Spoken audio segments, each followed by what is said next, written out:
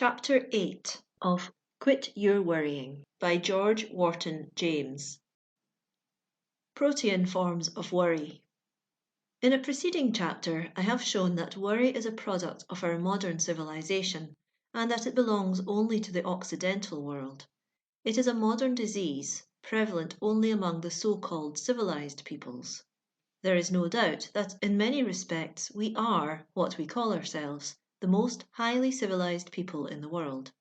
But do we not pay too high a price for much of our civilization?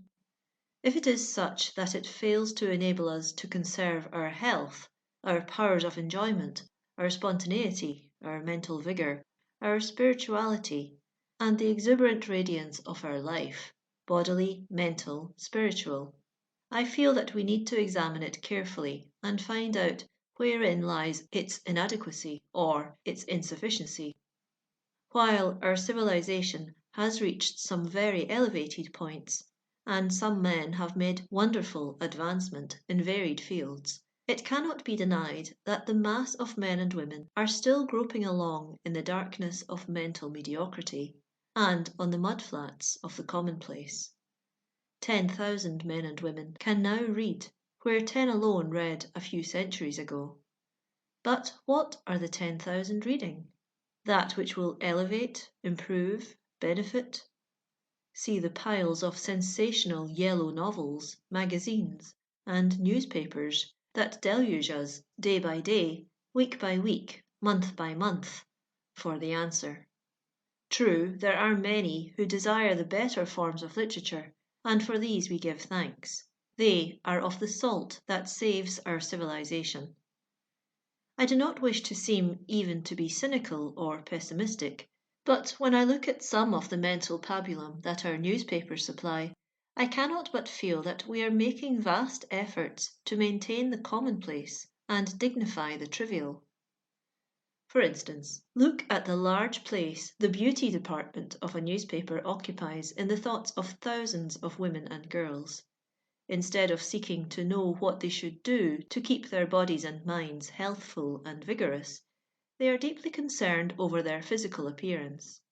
They write and ask questions that show how worried they are about their skin, freckles, pimples, discolorations, patches, and so on. Their complexion, their hair, its colour, glossiness, quantity, how it should be dressed, and 1,001 things that clearly reveal the improper emphasis placed upon them. I do not wish to ignore the basic facts behind these anxious questionings. It is right and proper that women, and men also, should give due attention to their physical appearance.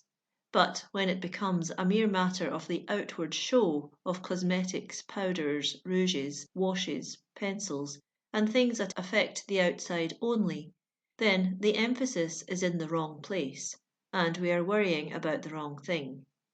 Our appearance is mainly the result of our physical and mental condition. If the body is healthy, the skin and hair will need no especial attention. And indeed, every wise person knows that the application of many of the cosmetics and so on commonly used is injurious, if not positively dangerous. Then, too, observation shows that too many women and girls go beyond reasonable attention to these matters and begin to worry over them. Once become slaves to worry, and every hour of the day some new irritant will arise. Some new dope is advertised, some new fashion devised, some new frivolity developed. Vanity and worry now begin to vie with each other as to which shall annoy and vex, sting and irritate their victim the more. Each is a nightmare of a different breed, but no sooner does one bound from the saddle before the other puts in an appearance and compels its victim to a performance.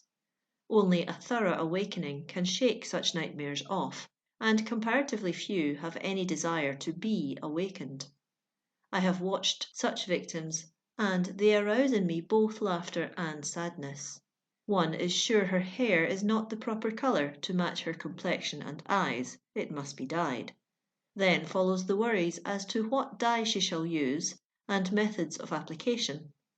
Invariably the results produce worry, for they are never satisfactory, and now she is worried while dressing, while eating, and when she goes out into the street, lest people notice that her hair is improperly dyed.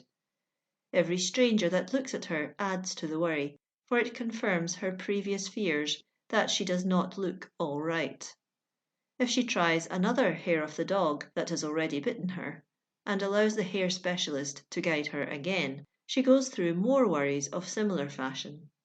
She must treat her hair in a certain way to conform to prevailing styles, and so she worries hourly over a matter that, at the outside, should occupy her attention for a few minutes of each day.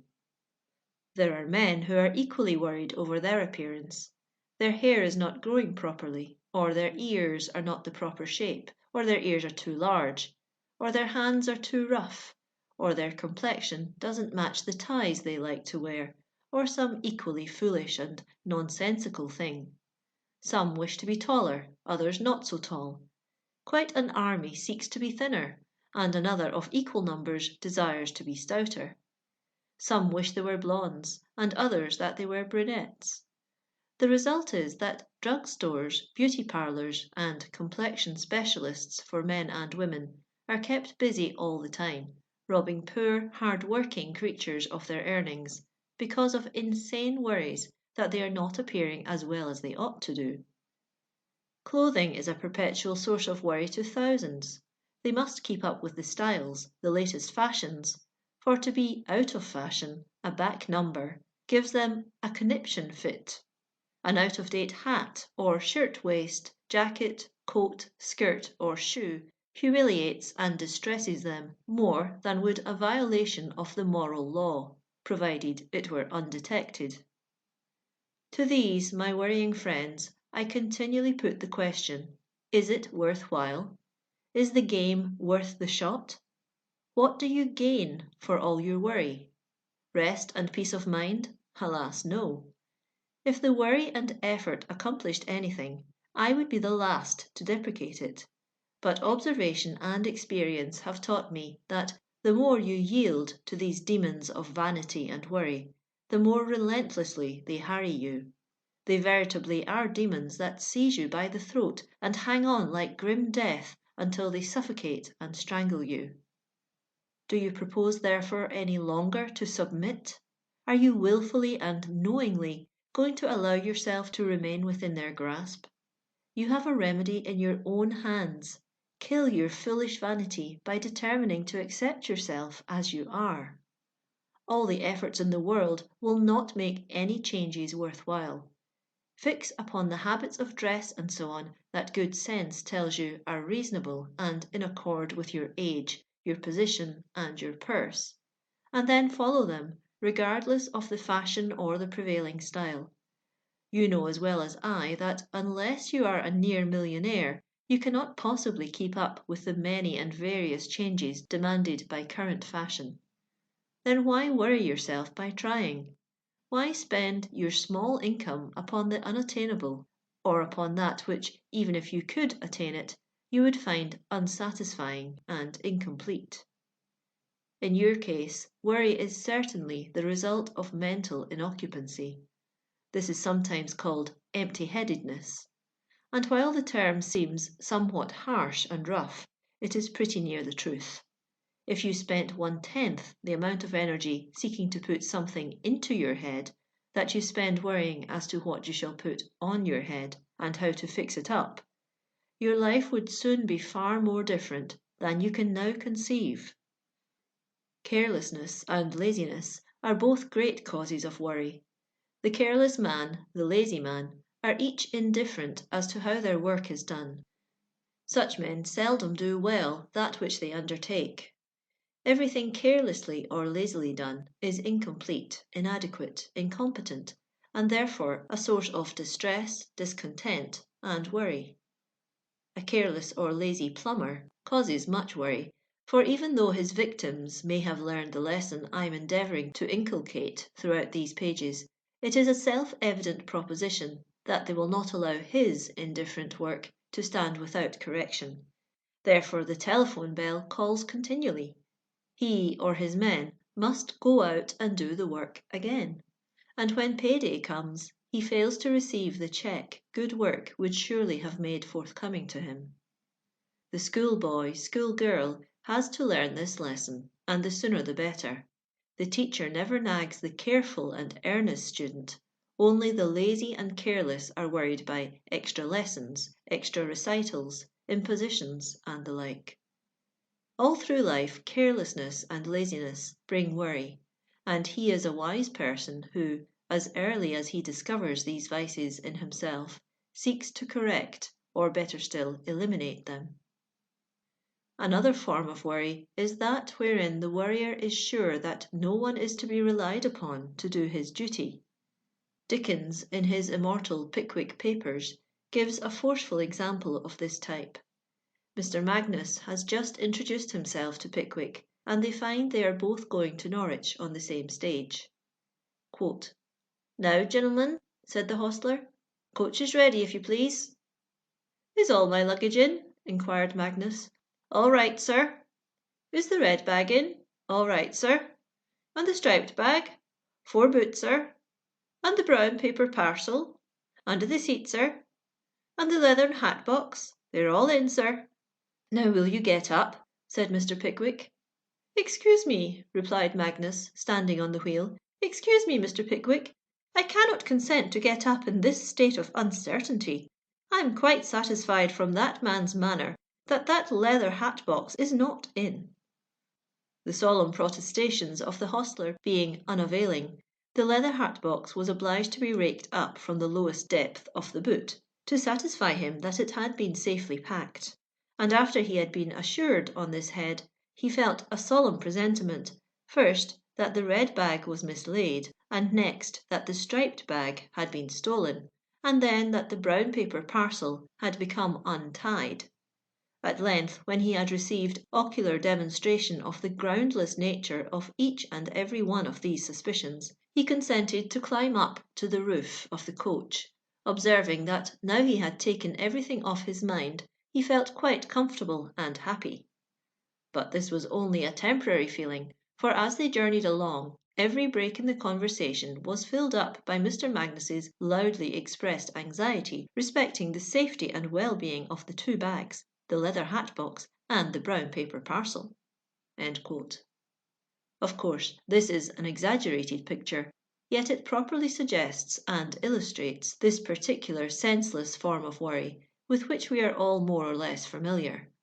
In business, such a worrier is a constant source of irritation to all with whom he comes in contact, either as inferior or superior. To his inferiors, his worrying is a bedeviling influence that irritates and helps produce the very incapacity for attention to detail that is required, and to superiors it is a sure sign of incompetency. Experience demonstrates that such a one is incapable of properly directing any great enterprise. Men must be trusted if you would bring out their capacities. Their work should be specifically laid out before them, that is, that which is required of them, not necessarily in minute detail, but the general results that are to be achieved. Then give them their freedom to work the problems out in their own way. Give them responsibility, trust them, and then leave them alone. Quit your worrying about them. Give them a fair chance. Expect, demand results, and if they fail, fire them, and get those who are more competent. Mistrust and worry in the employer lead to uncertainty and worry in the employee, and these soon spell out failure. In subsequent chapters, various worries are discussed, with their causes and cures. One thing I cannot too strongly and too often emphasize, and that is, that the more one studies the worries referred to, he is compelled to see the great truth of the proverb, "More of our worries come from within than from without." In other words, we make more of our worries by worrying than are made for us by the cares of life. This fact in itself should lead us to be suspicious of every worry that besets us. End of chapter 8.